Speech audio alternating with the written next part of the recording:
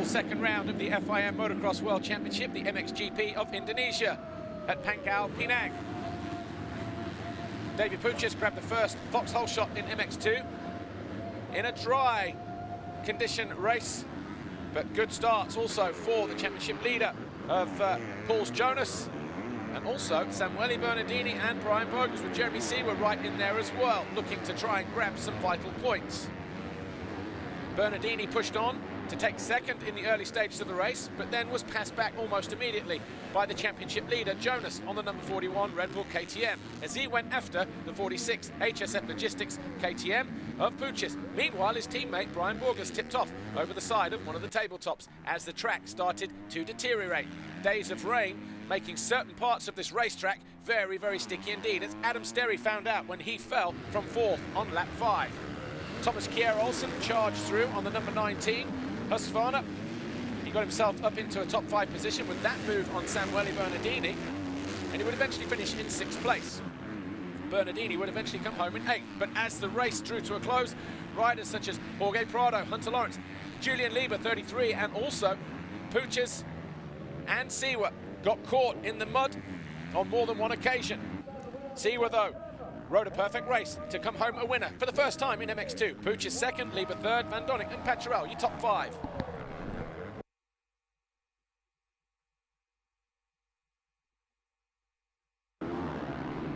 In MXGP Race 1, it was Romain Febvre on the 461 Monster Energy Yamaha who took the foxhole shot, but with him were the 259 of Glenn Coldenhoff, 89 Van Horbig, Cairoli, Geiser, De Salle and Simpson.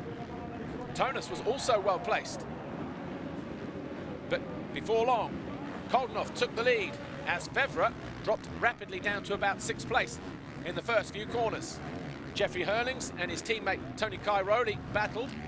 The 222 won that battle as he charged through the field, but the battle for second place, Geiser, De Salle and Simpson had everybody on their toes here in Indonesia. Simpson found his way first past Clement De Salle and then went after the 243 HRC rider of Tim Geiser, and it wasn't long before he found his way past the defending champion, utilizing the same piece of racetrack to make his moves right in front of the pit lane area. So that was Simpson into second, and he went after Coldenhoff, and it wasn't long before he found his way into the lead as well. And with that, Simpson just took off and rode off into the distance, despite the treacherous conditions of this racetrack.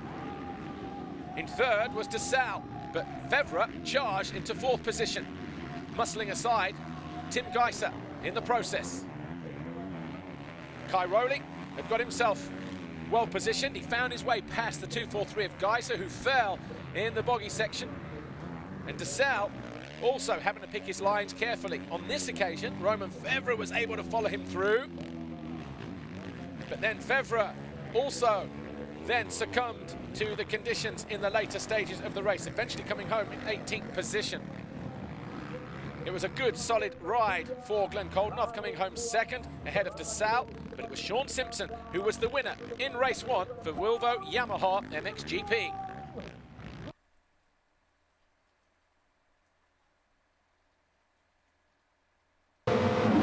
MX2 race 2, Calvin Belandren hitting the gate and going over the handlebars, but it was Jeremy Seewer who grabbed the foxhole shot just as the rain started to fall and the conditions of the circuit started to deteriorate. His teammate Hunter Lawrence was right there with him, but it was Brian Bogus who took the early advantage.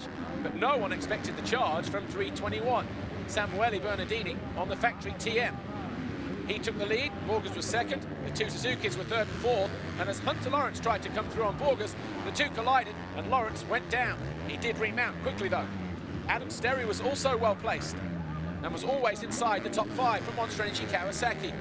It was Bogus' turn to hit the dirt as Seewer went through into second position, as Bernardini just disappeared off into the distance. Julian Lieber, the LRT KTM rider, who was third overall in Qatar, He came from way outside the top 20 as Bernardini, save of the day for the Italian, managed to keep his wheels in line before the red flag came out. Bernardini was classified as the winner. Jeremy Seewer was second and Brian Bogus was third, with Lieber fourth and Thomas Kjær Olsen fifth. And the overall Grand Prix belonged to Jeremy Seewer, Team Suzuki World MX2. Bernardini on the podium for the first time in MX2. But it was Lieber who actually came home third overall, and Lieber does now take the championship leader's red plate. Seewer is second, just 6 points off the lead now. But that was your podium this weekend in Indonesia. Jeremy Seewer with his first ever race win and overall Grand Prix victory, with Bernardini second, Lieber third. And Lieber now leads the World Championship heading into round 3.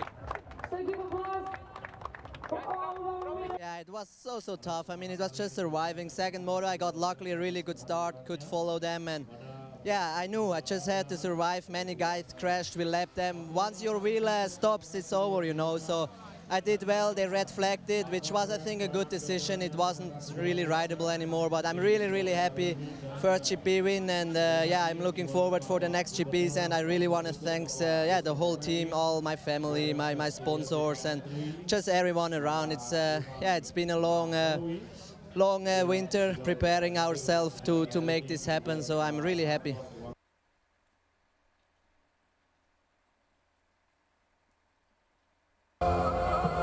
Unfortunately for MXGP Race 2, the red flag in MX2 Race 2 meant that the second Premier Class race wouldn't go ahead.